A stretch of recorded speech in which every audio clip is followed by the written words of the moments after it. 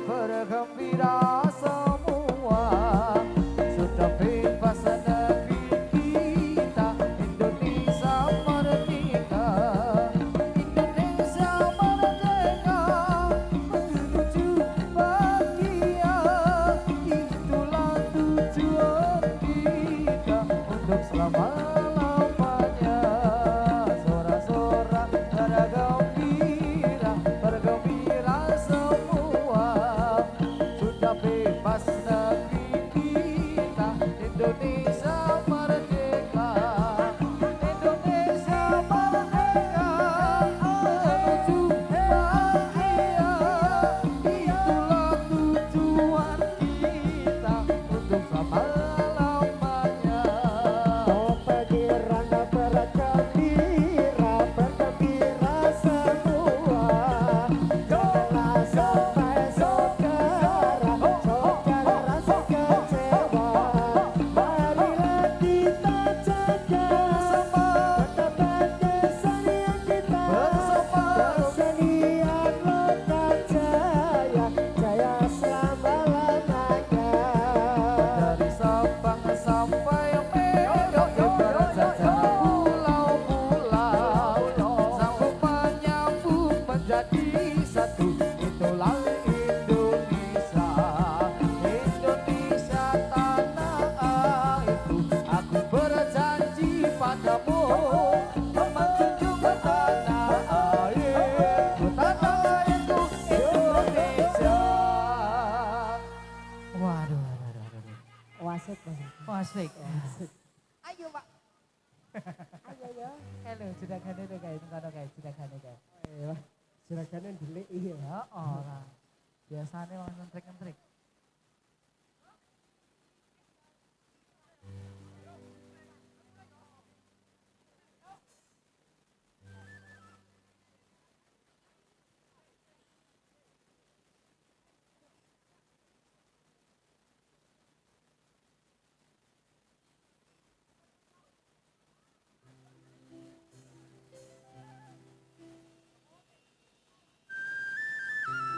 Tunggal penyolaku kagem panitia wonten ing dusun susukan punika. Blitar Kabiasa.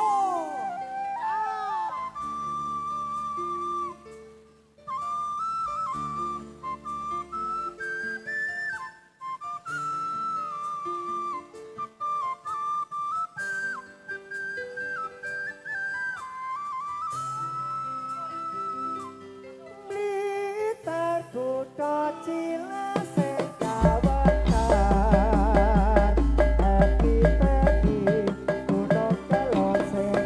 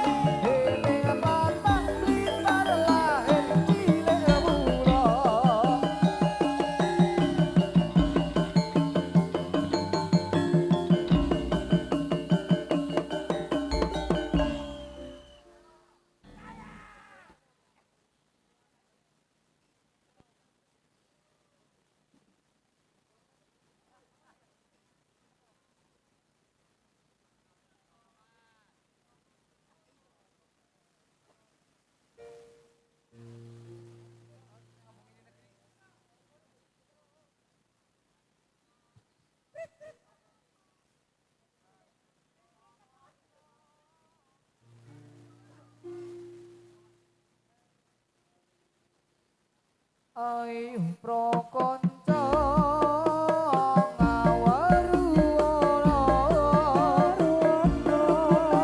Islam rukune Islam yo iku lima sahadat loro rukun kesiji bisa sira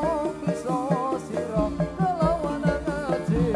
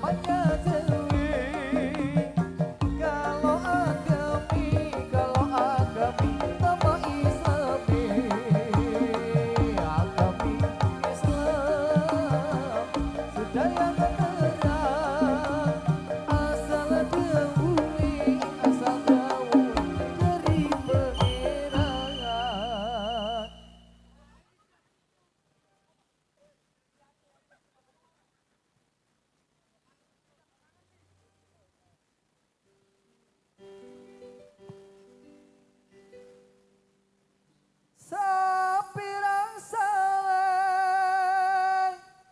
waktu binucul dhewe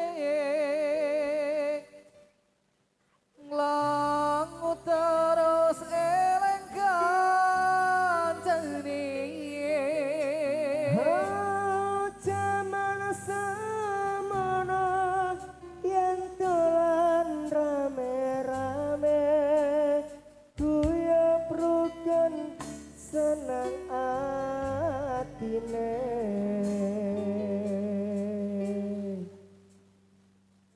di opo wis lali sliramu di samanan dolan gerakku pancen wis suwe ra tau ketemu wis samesti lali aku dek popong saiki ketemu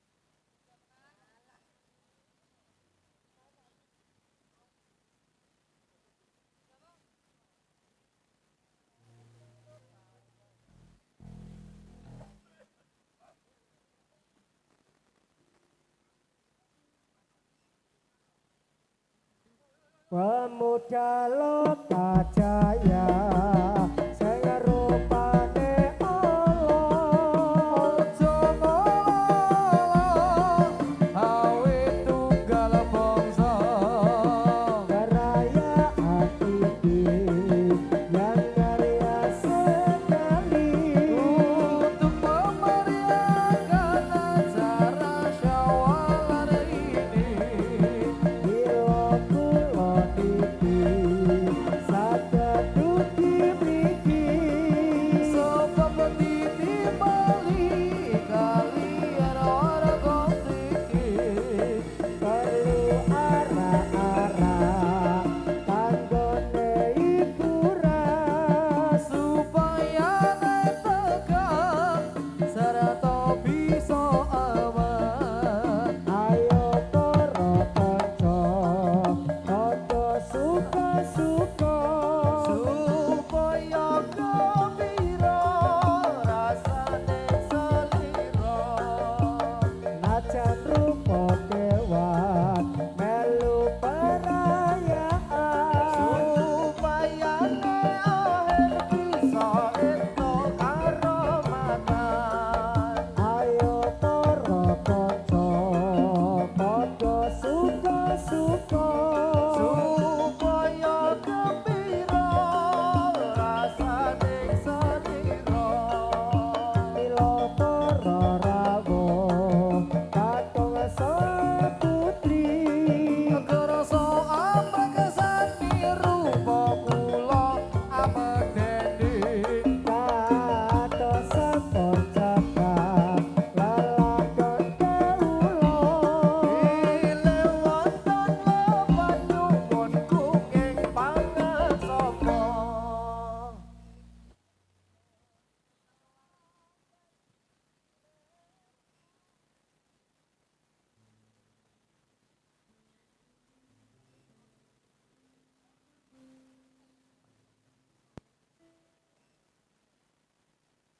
Abot sesanggan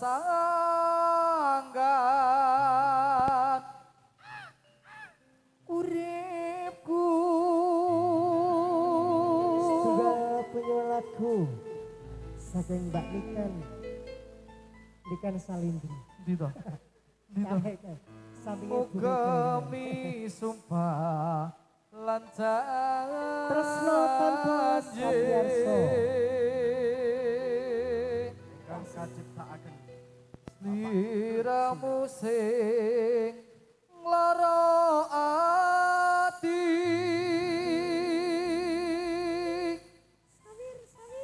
kan setya ngerti labungku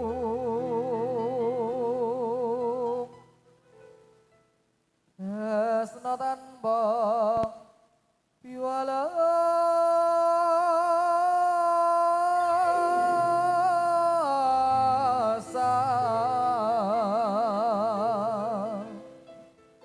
Wes kerep kaloro-loro atiku abot nyandai sumpah janjiku nanging sliramu ora tau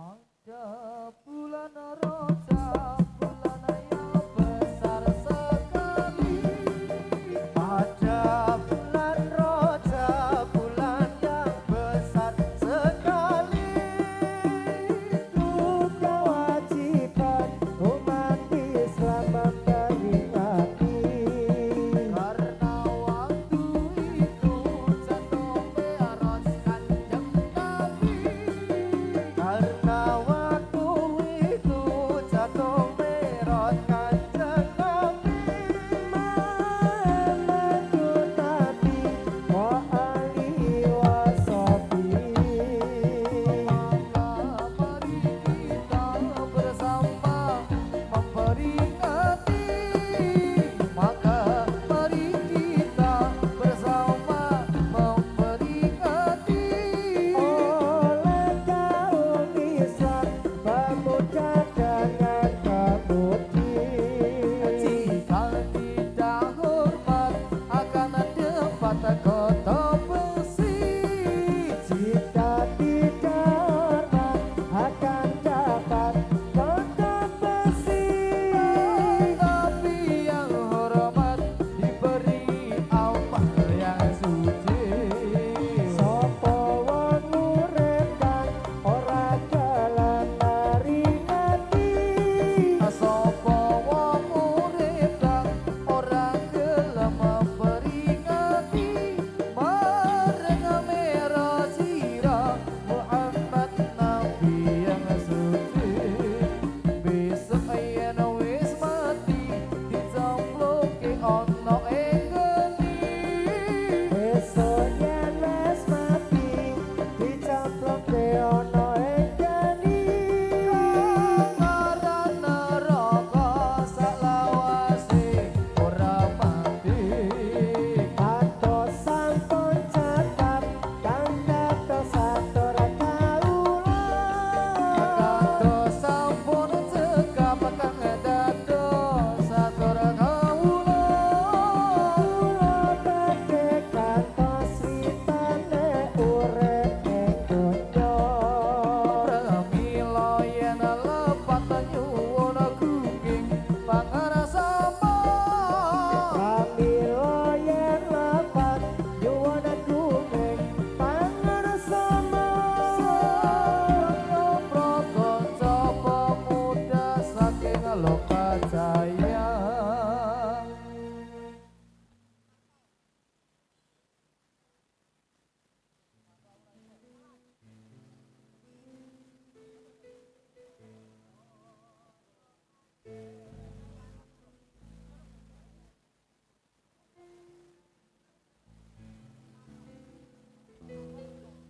ana maneh polahe wong Purbalingga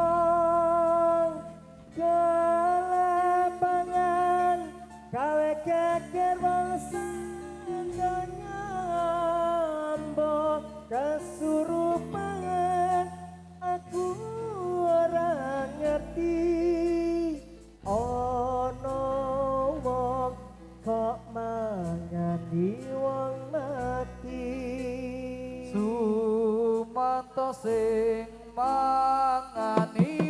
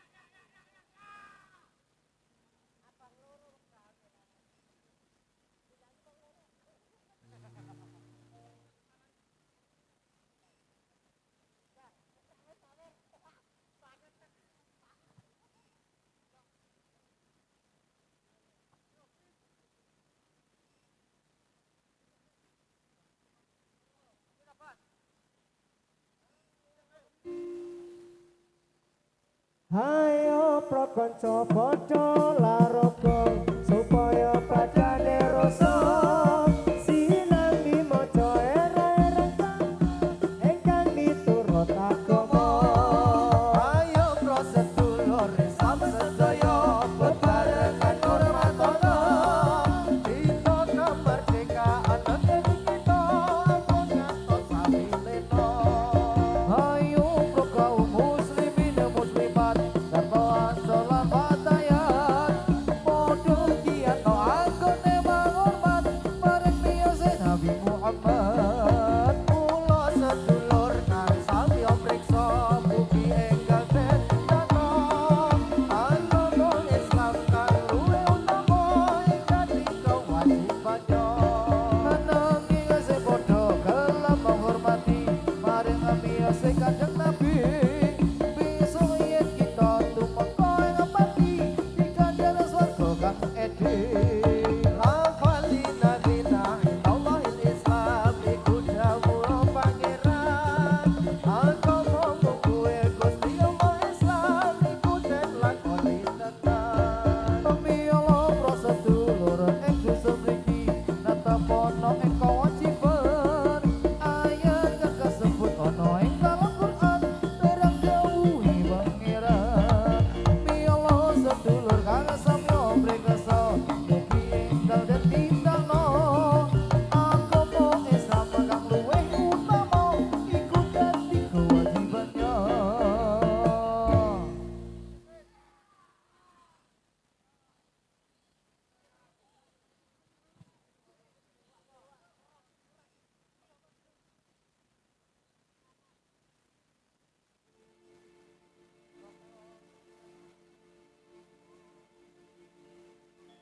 Raga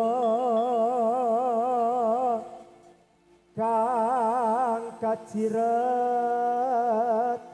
tresna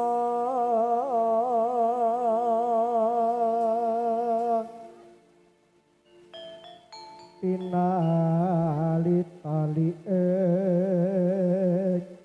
jiwa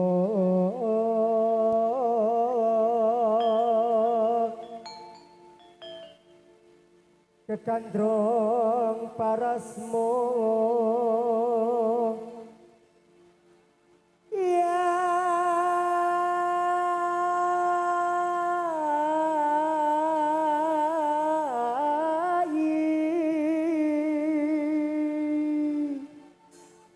sebuah lagu kasunyakan Kadang Bumega Kali SP dan juga Bandika asik Rasa tresno kang sanyata mong sawiji kanggo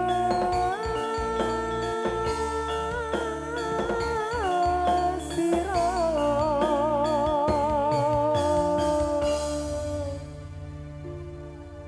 ora gampang nopo lelakon iki. Aku wis nyoba ikhlas nanging apa tak lakoni nampa kasunyatan tresna kowe sumati wong liya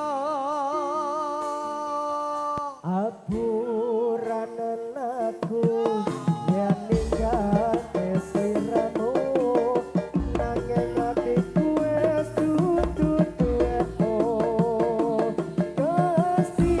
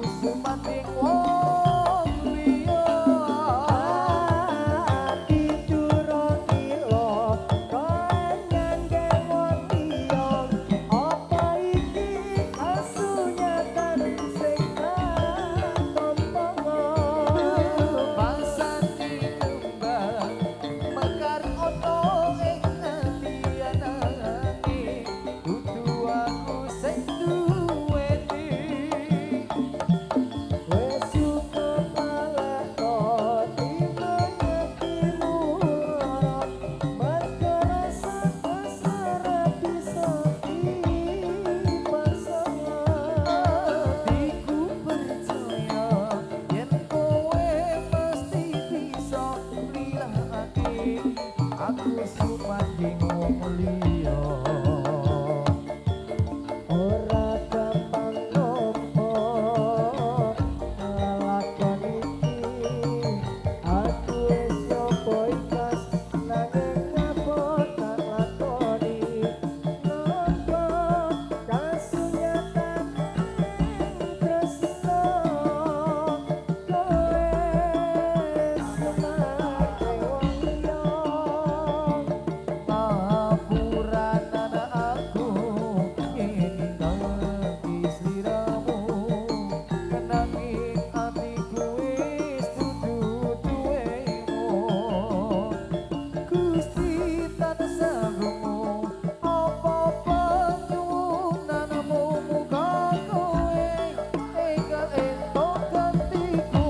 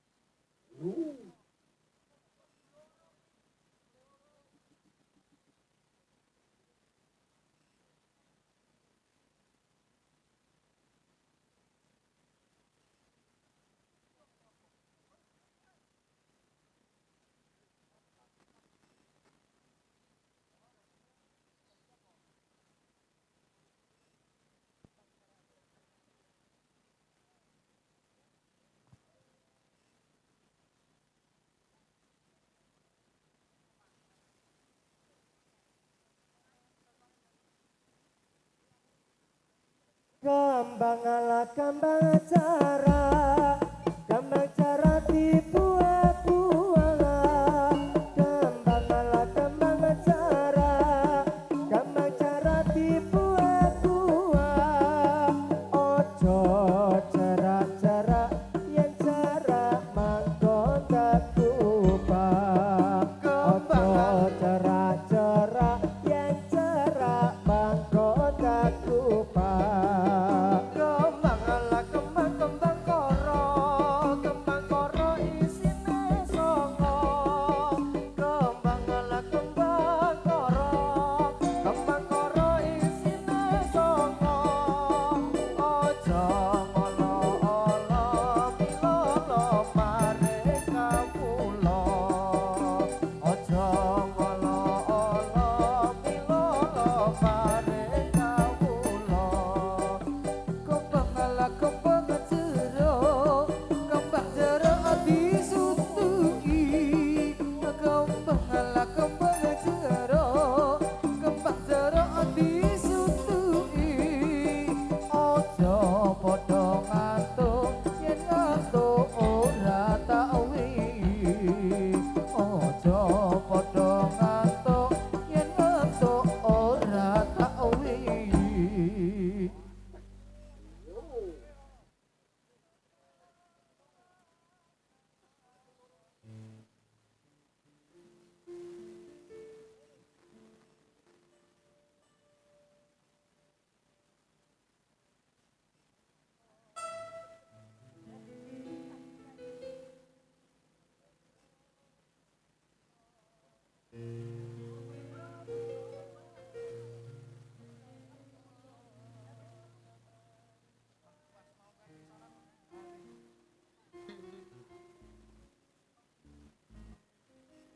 Eko taman kanyitrani janji nganti bisa ngarani ati kebangetan sliramu kau teko ninggalke